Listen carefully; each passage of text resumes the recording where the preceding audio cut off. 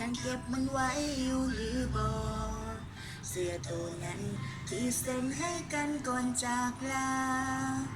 มีแต่หอยยิ้มรูปเก่าที่เคยถ่ายกันมาจำได้บอกว่าในภาพนั้นมีใครเอ่ยวันเวลาผ่านเลยแต่ยังบ่เคยจะลืมเลือน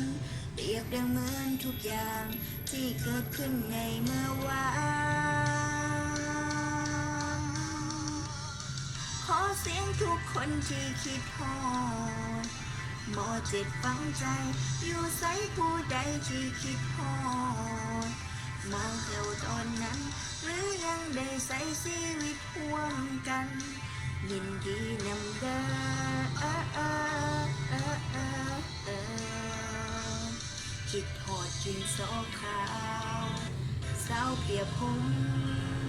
ห้องเรียนที่มีพัดลมเรายังตั้งใจศึกษา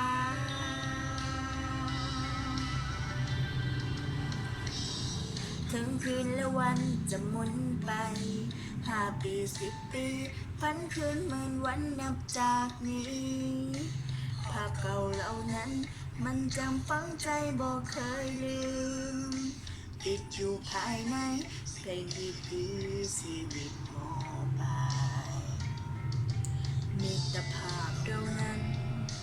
มันยังจำบ่ลืมเลือนเปรียบดังเหมือนทุกอย่างที่เกิดขึ้นในเมื่อวานขอเสียงทุกคนที่คิดฮอดหมอเจ็บฝังใจอยู่ใส่ผู้ใดที่คิดฮอ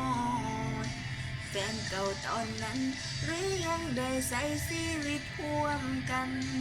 ยินดีนำเด้อคิดฮอดกินโซขาวสาวเปียกผม